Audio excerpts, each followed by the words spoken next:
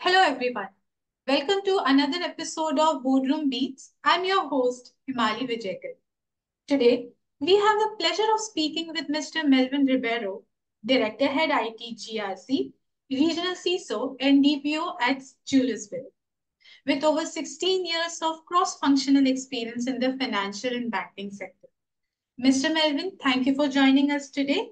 It's great to have you with us. Thank you, CXO, for the invite, and I'm looking forward for an engaging session. Thank you once again.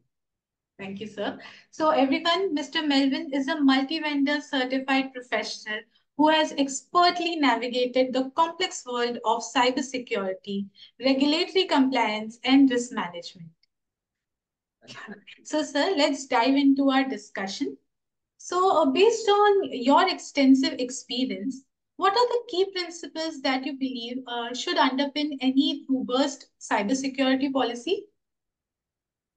Okay, so based on my experience and expertise, cybersecurity basically stands on the three triads, that is the confidentiality, integrity, and the availability of the information. Though this is an age-old in theory, in practice, it's still applicable in the modern world also. When we're talking about other ventures, maybe going into the cloud or hyper-converge, the fact of the matter is that the framework still exists and is still relevant whenever you are doing a digital transformation. So if I believe strongly that if you uh, if you undertake the CIA triad very seriously and if you put control measures over it, there are less chances of a breach and there are less chances of a failure because the model itself covers a very diverse aspect of everything, not only in terms of the confidentiality, wherein you also cater to your internal employees, but also at the same time, you also cater to the confidentiality of the public, the customers, also your valued customers. Then integrity is something which is a prime concern today for everybody of us. If the data is not pure, if the data is not meaningful to us, there is no requirement of it. As you say, the data is the new oil. So, I mean, the data has to be in the pure form, the data has to be intelligent enough, and it has to be in the reusable form. So, if somebody tampers it, it's of no use to you. So, that having said that, integrity is a very integral part of the security framework, which everybody needs to adopt and everybody needs to take care of.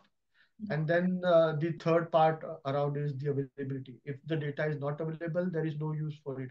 I mean, if I am a service provider and if I don't provide the availability to a customer, there is no point in me doing the service doing anything in the service business, right?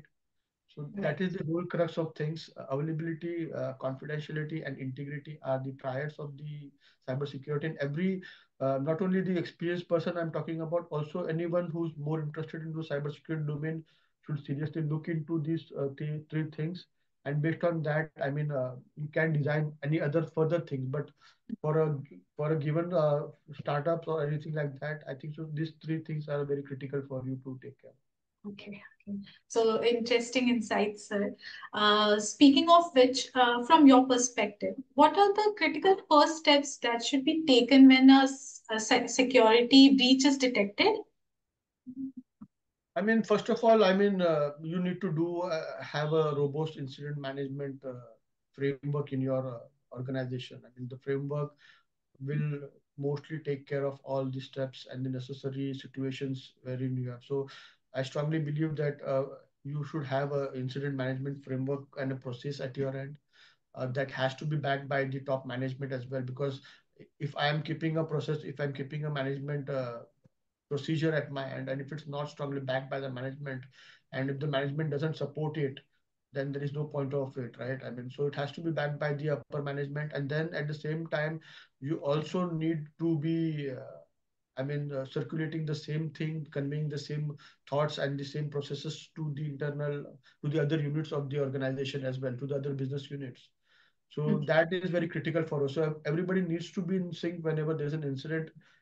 I mean, incident can be of any sort of type. Like, I mean, maybe a ransomware attack, maybe a network outage attack, something like that. I mean, or DOS attack, something like that. Mhm. So everybody has to be in sync. There has to be some basic step that needs to be taken in when we are talking about an incident management.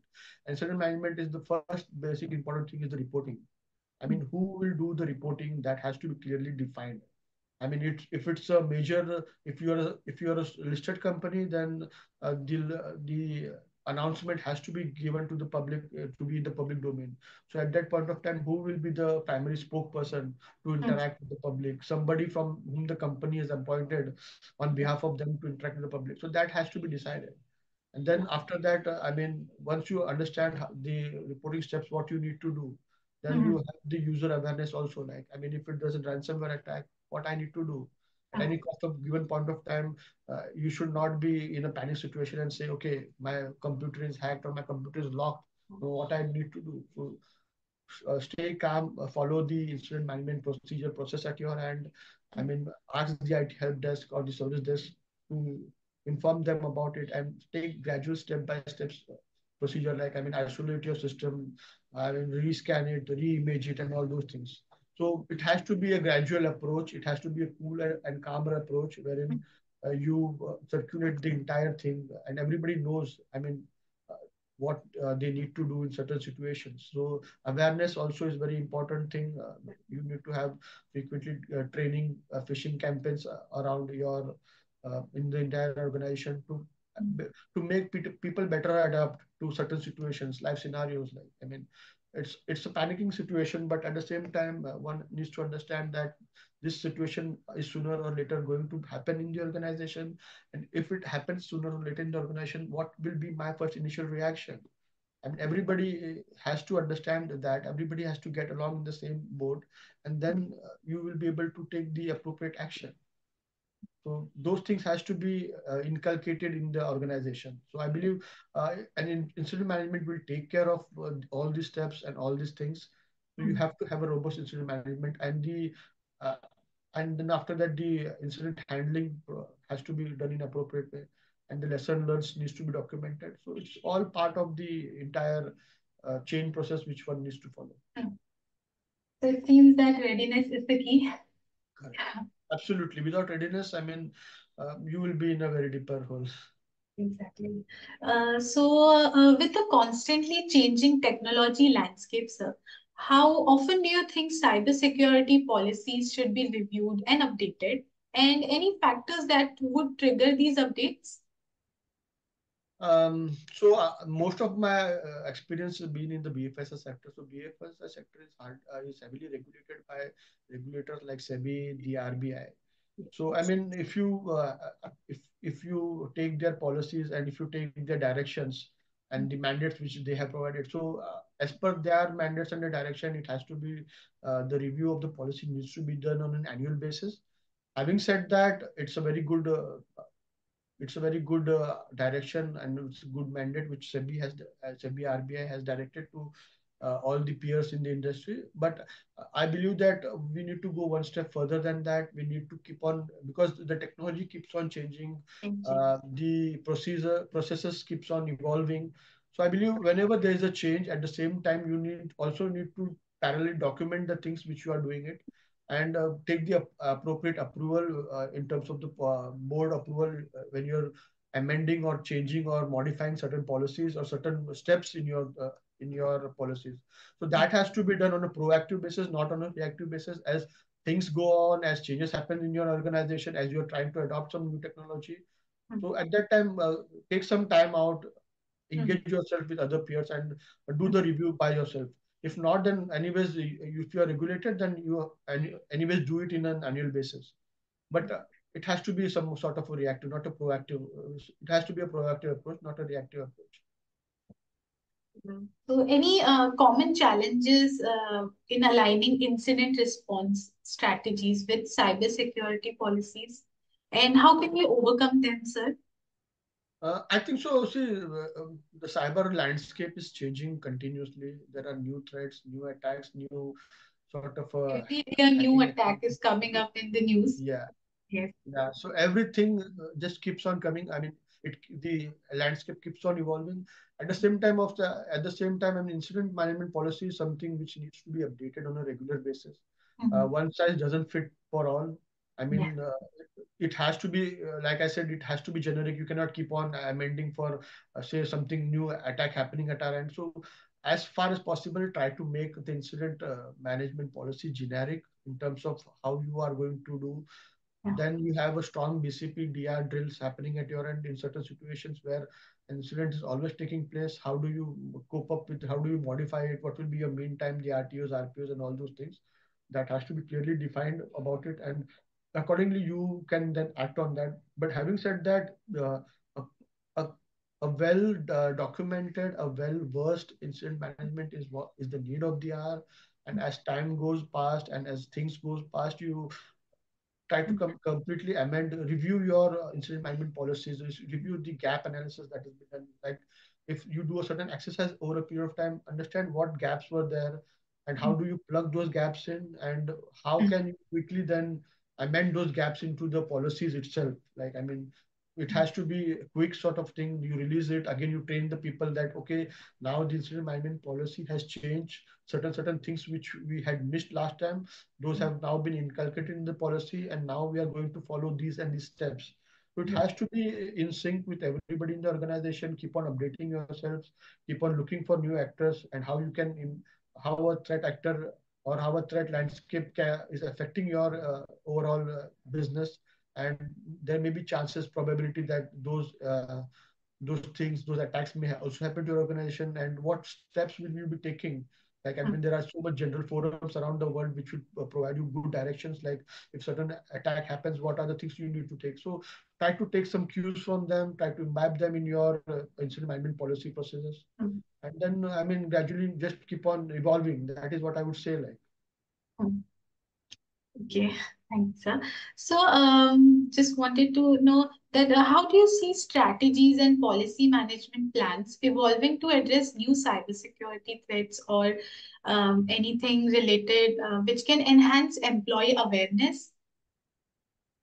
I think so. Strategy is very important aspect when you are talking about the cybersecurity. If you are not having a proper strategy, and then it's not been backed by the top management, there is no point in the direction of the organization when it comes to security. Like, so the it's like you are just falling apart. It's like a castle built on the air. Like, so you need to have a strong strategy in place.